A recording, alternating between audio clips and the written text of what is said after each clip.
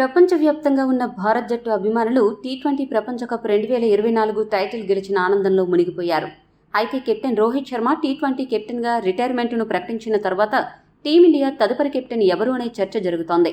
ఈ నేపథ్యంలో team India captain రేసులో ఉన్న ఆటగాళ్ల లిస్టు ఒకసారి చూద్దాం. ఈ లిస్టులో ముందుగా హార్దిక్ పాండ్యా గురించి చెప్పుకోవాలి.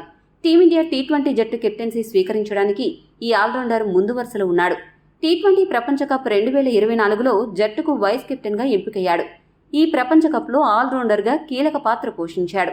ఇండియన్ ప్రీమియర్ లీగ్ 2022లో గుజరాత్ టైటాన్స్ కెప్టెన్గా ఆ జట్టుకు టైటిల్ అందించాడు. ఆ తర్వాత సీజన్లో గుజరాత్ ఫ్రాంచైజీని ఫైనల్కు తీసుకెళ్లాడు. దీంతో అతడు సక్సెస్ఫుల్ కెప్టెన్ అనే ప్రచారం ఎక్కువైంది. ప్రస్తుతం ముంబై ఇండియన్స్ కెప్టెన్గా కొనసాగుతున్నాడు. అయితే ముంబై ఇండియన్స్ కెప్టెన్గా మాత్రం ఘోరంగా ఫెయిల్ అయ్యాడు. 2022-23 మధ్యకాలంలో 16 టీ20 మ్యాచ్ల్లో భారత్కు నాయకత్వం వహించాడు. అయితే కెప్టెన్సీతో పాటు ఆల్రౌండర్ స్థానానికి హార్దిక్ న్యాయం చేయగలడా అనే అనుమానం ఉంది. దీనికి తోడు హార్దిక్ పాండ్యాకే గాయాలు ఎప్పుడూ వెంటాడుతూ ఉంటాయి.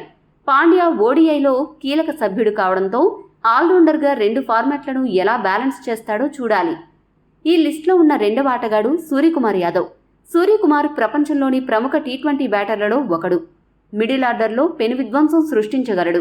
గత సంవత్సరం ఓడిఐ ప్రపంచ కప్ తర్వాత ఆస్ట్రేలియాతో స్వదేశంలో 5 మ్యాచ్ల టీ20 సిరీస్లో భారతదేశానికి సూర్య నాయకత్వం వహించాడు. అంతేకాకుండా డిసెంబరులో దక్షిణాఫ్రికాలో జరిగిన టీ20లకు కెప్టెన్గా ఉన్నాడు. కెప్టెన్గా తన చివరి మ్యాచ్లో సూర్యకుమార్ 56 బంతుల్లో సెంచరీతో దక్షిణాఫ్రికాపై భారత్ 106 పరుగుల భారీ విజయాన్ని సాధించాడు. టెస్ట్ మరియు ఓడిఐ జట్లలో శాశ్వత ఆటగాడు కానందున సూర్యకుమార్ తన దృష్టి మొత్తాన్ని టీ20లపై పెట్టగలడు. తన క్రికెట్ కెరీర్ను టీ20లకే అంకితం చేయగలడు. ఇక కెప్టెన్సీ స్థానం జస్ప్రీత్ బుమ్రా కూడా పోటీ పడుతున్నాడు. టీమిండియా ఆడే అన్ని ఫార్మాట్లలో బుమ్రా చాలా కీలకమైన ఆటగాడు.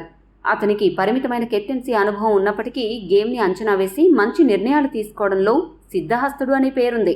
అయితే అతని బౌలింగ్ 3 ఫార్మాట్లలో టీమిండియాకు చాలా ముఖ్యం. దీనికి తోడు బుమ్రా ఈ మధ్యకాలంలో తరచూ గాయాల పాలవుతున్నాడు. ఈ నేపథ్యంలో జట్టు మేనేజ్మెంట్ అతనిపై కెప్టెన్సీ బాధ్యతను మోపడానికి ఇష్టపడకపోవచ్చు అనే అభిప్రాయం వ్యక్తమవుతోంది. టీ20 జట్టుకు కొత్త కెప్టెన్గా రిషబ్ పంత్ పేరు కూడా వినపడుతోంది. పంత్ డిసెంబర్ 2022లో ఒక భయంకరమైన కారు ప్రమాదానికి గురైన తర్వాత ఈ ఏడాది ఐపీఎల్లో తిరిగి రీఎంట్రీ ఇచ్చాడు. ఐపీఎల్ 2024లో ఢిల్లీ క్యాపిటల్స్ను అద్భుతంగా నడిపించాడు. టోర్నమెంట్లో జట్టు యొక్క అత్యధిక పరుగులు సాధించిన ఆటగాడిగా కూడా నిలిచాడు. అతను గతంలో కూడా 2022లో స్వదేశంలో దక్షిణాఫ్రికాతో జరిగిన 5 మ్యాచ్ల సిరీస్కు సారథ్యం వహించాడు. అయితే ఎక్కువ అనుభవం లేకపోవడం పంత్కు మైనస్గా మారుతోంది. ఇక ఓపెనింగ్ ఆటగాడు శుభ్మన్ గిల్ కూడా కెప్టెన్సీ రేసులో ముందున్నాడు. హార్దిక్ నుంచి గుజరాత్ టైటాన్స్ పగ్గాలు చేపట్టిన గిల్ ఈ ఏడాది గుజరాత్ జట్టును ఆశించిన స్థాయిలో ముందుకు నడిపించలేదు. అయితే జింబాబ్వేలో జరగనున్న 5 మ్యాచ్ల టీ20 సిరీస్లో గిల్ భారత్కు నాయకత్వం వహిస్తాడు. అతను టీ20 ప్రపంచ కప్ 2024 జట్టులో స్థానం పొందనప్పటికీ రోహిత్ మరియు కోహ్లీ రిటైర్మెంట్ తర్వాత టీ20లలో గిల్ టాప్ ఆర్డర్లో రెగ్యులర్గా మారే అవకాశం ఉంది. వీరే కాకుండా ఈ ఏడాది ఐపీఎల్లో కెప్టెన్లుగా అదరగొట్టిన రుతురాజ్ గైక్వాడ్, శ్రేయస్ అయ్యర్, కేఎల్ రాహుల్ కూడా టీ20 కెప్టెన్సీ రేసులో ఉన్నారు. ఈ ముగ్గురు ఆటగాళ్లు కూడా కెప్టెన్లుగా బాగానే రాణించారు. కేఎల్ రాహుల్కు ఉన్న విశేష అనుభవం అతడికి కలిసి రానుందే. అదే సమయంలో రుతురాజ్, అయ్యర్ ఈ ఇద్దరూ కూడా యువ కెప్టెన్లుగా అదరగొట్టారు. ముఖ్యంగా అయ్యర్ కేకేఆర్ జట్టు కప్పు గెలవడంలో కీలక పాత్ర పోషించాడు. మొత్తంగా టీమిండియా టీ20 కెప్టెన్సీ కోసం మొత్తంగా 8 మంది పోటీ పడుతున్నారు. మీ దృష్టిలో టీమిండియా టీ20 కెప్టెన్గా ఎవరు ఎంపికైతే బాగుంటుంది? అందుకు కారణమేంటో కామెంట్ చేయండి. మరిన్ని స్పోర్ట్స్ అప్డేట్స్ కోసం మా ఛానల్ను సబ్స్క్రైబ్ చేసుకోండి.